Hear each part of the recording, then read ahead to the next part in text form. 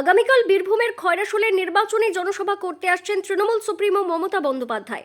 খয়রাশোলের গোষ্ঠডাঙ্গা ময়দানে তিনি নির্বাচনী জনসভায় ভাষণ রাখবেন। মানুষ মুখিয়ে রয়েছেন তৃণমূল সুপ্রিমো মমতা বন্দ্যোপাধ্যায়ের নির্বাচনী ভাষণ শোনার জন্য। তৃণমূল সুপ্রিমোর মমতা বন্দ্যোপাধ্যায়ের মঞ্চ ও সভাস্থল তৈরির কাজ চলছে জোর কদমে। কারণ রাত পোহালেই তৃণমূল সুপ্রিমো এই মঞ্চে নির্বাচনী জনসভা করতে আসবেন। পুলিশ প্রশাসনের কর্তারা তা দেখে নিচ্ছেন। ইতিমধ্যে বিভিন্ন জায়গা থেকে আসতে শুরু করেছে পুলিশ।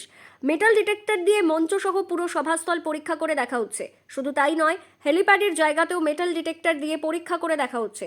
হেলিপ্যাড সহ মঞ্চ ও সভাস্থল ব্যারিকেড করে দেওয়া হয়েছে। আজ বুধবার দুপুরে হেলিকপ্টার মহড়া দিয়েছে, তবে হেলিপ্যাডে নামেনি। দুবরাজপুর দমকল বিভাগের একটা ইঞ্জিন সহ দমকল কর্মীরা হেলিপ্যাডের কাছে রয়েছেন। অন্যদিকে তৃণমূল কর্মীরা তৃণমূলের দলীয় পতাকা মঞ্চের বিভিন্ন জায়গায় লাগাতে তারাও ব্যস্ত রয়েছেন। তৃণমূল সুপ্রিমো মমতা বন্দ্যোপাধ্যায়ের বিকল্প রাস্তার জন্য খয়রাশোলের রাস্তায় থাকা সমস্ত স্পিড ব্রেকার তুলে ফেলা হয়েছে। শেষ মুহূর্তে প্রস্তুতি এই দেখছেন যে কর্মীরা চারিদিকে পতাকা লাগানো থেকে শুরু করে লোকজন কিভাবে আসবে তার ব্যবস্থা, বাসের, ছোট গাড়ি, সমস্ত কিছু আমাদের নেতৃত্বের পক্ষ থেকে সমস্ত কিছু আয়োজন চলছে এবং প্রশাসনের পক্ষ থেকেও নানা রকম নিরাপত্তা ওদের যে প্রসেস আছে সেই সকল মেটাল ডিটেক্টর দিয়ে চেকিং করছে, এ সকল চলছে।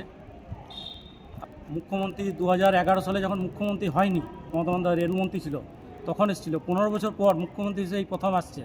তার জন্য এলাকার মানুষ মুখিয়ে আছে যে মাননীয়ার কী বক্তব্য দেয় আমাদের কর্মীদেরকে এবং সাধারণ জনগণের পক্ষে কি বার্তা দেয়, সেই দিকে সাধারণ মানুষও তাকিয়ে আছে। প্রশাসনের পক্ষ থেকে ওনাদের যে ধরনের সিস্টেম আছে ধরুন, সে সকল প্রসেসগুলো করা হচ্ছে। ওনারা মেটাল ডিটেক্টর দিয়ে ধরুন স্টেজের চারিপাশ এবং এলাকায় যে সমস্ত নিরাপত্তা আছে ওরা নিজের মতন করে ওদের কাজ ওনারা করছেন। অবশ্যই ওরা নিরাপত্তায় ঘিরে নিয়েছে, কাল থেকে নিয়ে নিয়েছে, তৈরি হয়ে গেছে এবং হেলিকপ্টারে এক পড়া মহড়াও হয়ে গেছে।